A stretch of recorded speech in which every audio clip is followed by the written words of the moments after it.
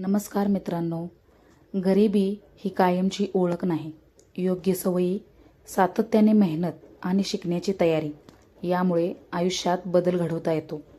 तुमचे भविष्य तुमच्या आजच्या सवयी ठरवतात. म्हणूनच आजचा हा व्हिडिओ शेवटपर्यंत नक्की पहा. कारण या 5 सवयीपैकी माझ्यात कोणती सवय आहे आणि ती बदलण्यासाठी मी आज काय करू शकतो हे जाणून घेण्यासाठी आणि अशाच प्रेरणादायी व्हिडिओसाठी मोटिवेशनल गौरी या आपल्या चॅनलला आत्ताच सबस्क्राईब करा. गरिबी ही फक्त पैशांची कमतरता नसते. अनेक वेळा ती आपल्या विचारांमध्ये, सवयींमध्ये आणि निर्णयामध्येही दिसून येते. आज मी अशा 5 सवयींबद्दल बोलणार आहे ज्या तुमच्या आर्थिक प्रगतीत अडथळा ठरू शकतात. याचा अर्थ असा नाही की जो आर्थिक अडचणीत आहे तो फक्त त्यांच्या सवयींमुळेच आहे. शिक्षण, संधी, आरोग्य, कुटुंब आणि परिस्थिती यांचाही मोठा वाटा असतो. पण आपल्या हातात असलेल्या सवयी बदलल्या तर पुढे जाण्याची शक्यता नक्कीच वाढते. चला जाणून घेऊया त्या 5 सवयी. पहिली सवय, कमाईपेक्षा जास्त खर्च करणे.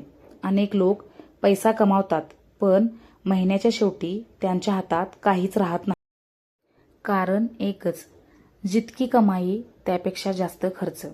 मोबाईल बदलणे, फॅशनच्या मागे धावणे किंवा इतरांना प्रभावित करण्यासाठी अनावश्यक खर्च करणे.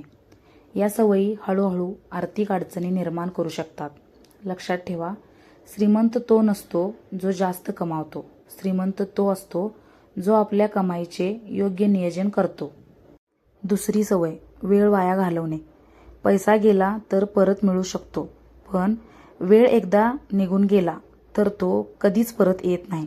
दिवसभर मोबाईल, सोशल मीडिया किंवा उद्देश नसलेला वेळ घालवण्यासाठी त्या वेळेतील थोडा भाग नवीन कौशल्य शिकण्यासाठी वापरला तर त्याचे दीर्घकालीन फायदे मिळू शकतात.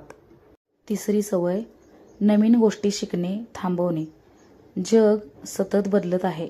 जो शिकणे थांबवतो तो अनेक संधी गमावू शकतो. दररोज थोडे वाचन, नवीन कौशल्य किंवा नवीन माहिती घेण्याची सवय भविष्यात मोठा फरक घडवू शकते. चौथी सवय, प्रत्येक गोष्टीसाठी इतरांना दोष देणे. नशिबामुळे, घरच्या परिस्थितीमुळे कारणे कधी कधी खरी असू शकतात, पण जर आपण फक्त दोष देत राहिलो आणि स्वतःकडून काहीच बदल केला नाही तर प्रगती कठीण होते.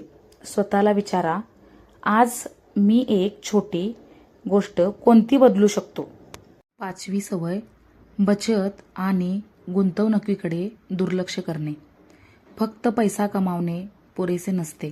बचत आणि योग्य आर्थिक नियोजनही तितकेच महत्त्वाचे आहे. थोडी थोडी बचत आणि आर्थिक ज्ञान भविष्यातील अनेक अडचणी कमी करू शकते.